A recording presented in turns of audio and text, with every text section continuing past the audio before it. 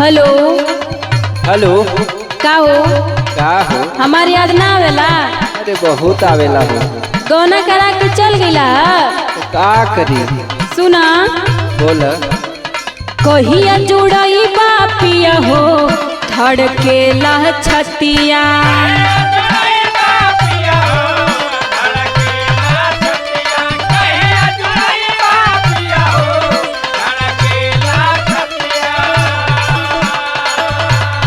कहिया जुड़ई बापिया हो धड़केला छतिया के कर से कहिए पिया हो।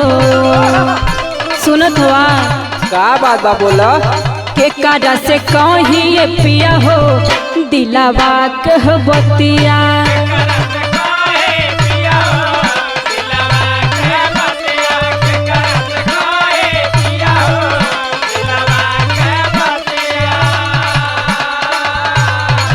अरे पगली काहे परेशान बाड़ू?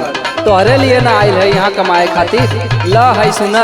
बोला साल भर भइले नाही आइले गवनवा।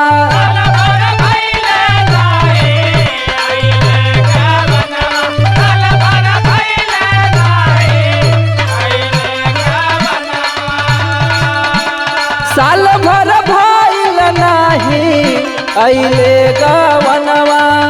ऐनी कमाए गोरी हो, ऐनी कमाए गोरी हो तोहरे कारणवा।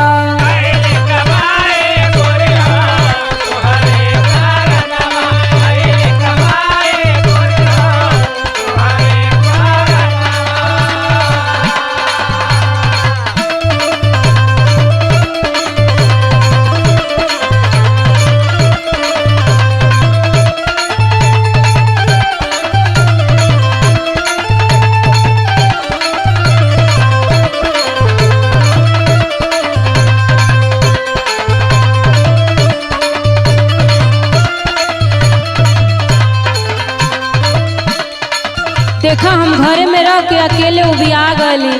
ऐसा का बात बा? सुना बोला। पाउर बाबारी हैजा कनिया के आगी कहियो दे भाग जाए लग जाई दागी।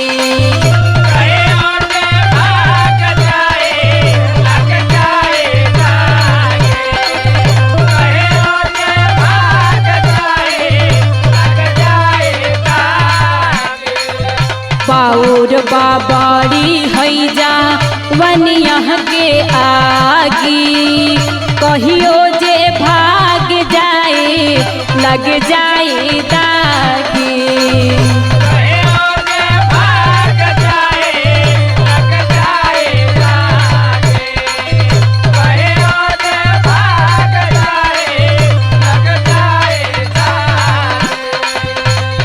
और सुना।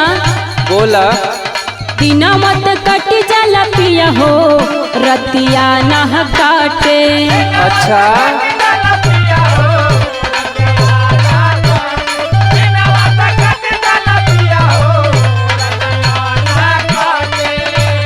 दिना मत कट जाला पिया हो रतिया ना काटे के कर से कहिए पिया हो के कर से कहिए पिया हो दिलावा के बतिया।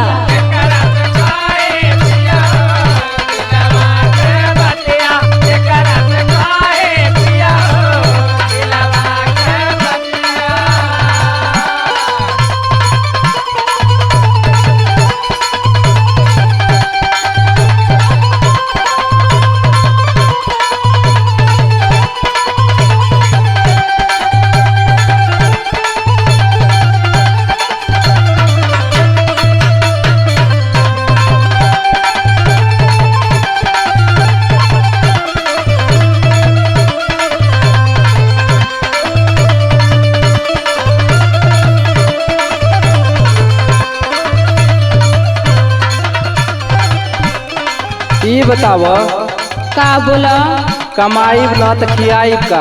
तोहरा के ले आइल बानी तो खियाई के तो पड़बे न करी। मजबूरी ना बुझेलू। है सुन। बोला। हमहू कमाई बनाता खैबू का धनिया हो। बढ़ जाई जिंदगी में ढेर परेशानिया हो।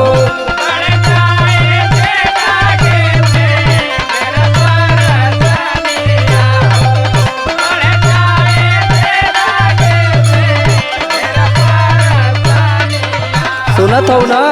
हाँ हो सुनत है, बोला। हमहू कमाई बनाता खैबू का धनिया हो। बढ़ जाई जिंदगी में ढेर परेशानिया हो।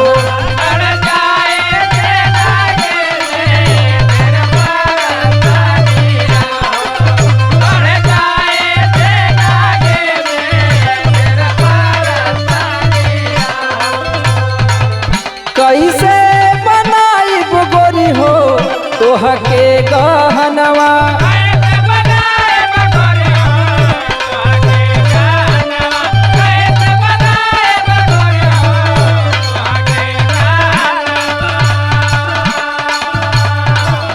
कैसे बनाइब गोरी हो तोहके गहनवा।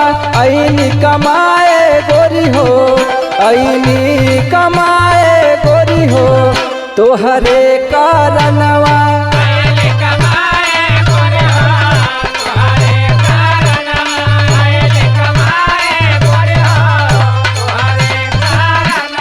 केकरा से कहब पिया हो दिलावा के बतिया।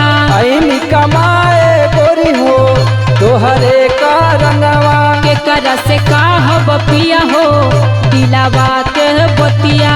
ऐनी कमाए गोरी हो तोहरे कारणवा। धीरज धर, जल्दी आई। अच्छा ठीक बा।